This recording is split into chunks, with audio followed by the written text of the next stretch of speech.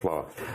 Как вы можете прокомментировать такую ситуацию, когда вот билеты можно так вот напрямую купить из оккупированного Крыма в город на материке? Как вы вообще оцениваете ситуацию с перевозками, которые сложились вокруг КПВВ? Ну, по-перше, я буду говорить по-русски для того, чтобы меня слышали в том числе люди, которые живут на временно оккупированной территории и даже в стране, которая является агрессором по отношению к независимости территориальной целостности Украины. Первое. Никаких перевозок между оккупированной частью Украины, Автономной Республикой Крым, и материковой частью нет. Если действительно есть много сигналов о том, что есть нелегальные перевозки, мы создали в областной администрации совместно с правоохранительными органами, в том числе совместно с СБУ, рабочую группу, которая изучает эти нелегальные перевозки. Уже устранено несколько таких нелегальных перевозок по информации правоохранительных органов, которая мне известна. И мы сейчас работаем над завершением сервисных зон на КПВВ Каланчак и Чонгар, для того, чтобы на сервисных зонах КПВВ Каланчак и Чонгар работали автовокзалы, которые бы работали в соответствии с законодательством Украины. Вся та информация, которая публикуется время от времени в социальных сетях и в средствах массовой информации, активно проверяется правоохранительными органами и осуществляются необходимые действия для того, чтобы нелегальных перевозок, по крайней мере, в Херсонской области точно не было.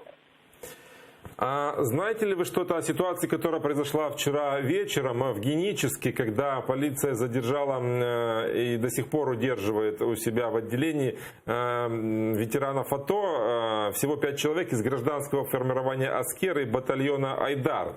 По нашей информации, они как раз начали общественную работу по борьбе с так называемым крышеванием таксистов. Они заявляли о какой-то донецкой мафии, которая собирает дань с перевозчиков. На них там совершались провокации, сжигались машины. А вчера произошел инцидент, после которого их задержали. Вот знаете ли вы об этом? Можете ли вы прокомментировать, что произошло? Как вы это оцениваете? Вчера телефоном меня об этом информировал глава районной государственной администрации Андрей Онищенко, о том, что произошло задержание, о том, что там правоохранители зафиксировали нарушение. Мне неизвестно, кого именно задержали. И сегодня я планирую встречу с главой районной государственной администрации Андреем Онищенко.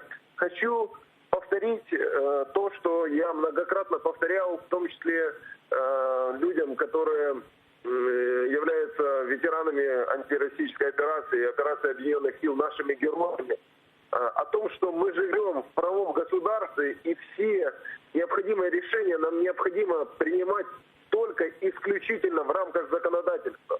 Поэтому, если есть какие-то нарушения, я прошу ветеранов, прошу волонтеров, активистов не нарушать закон, а передавать информацию в правоохранительные органы для того, чтобы осуществлять необходимые процессуальные действия в соответствии с законом. По-другому быть не может. В нашей области должно работать правило, что все должно быть по закону, и закон один для всех. Просто есть претензия самих активистов, которые они высказывали неоднократно. Все попытки обратиться в местную полицию, все сигналы о нарушениях, ну, скажем так, спускаются на тормозах, и на них никто не обращает внимания. Если по каким-то причинам, а я допускаю, что такие причины возможны, местная полиция не реагирует, для этого есть областная государственная администрация, есть областное управление национальной полиции, есть Министерство внутренних дел, Генеральная прокуратура, необходимо обращаться к ним и действовать, повторюсь, только в рамках законодательства.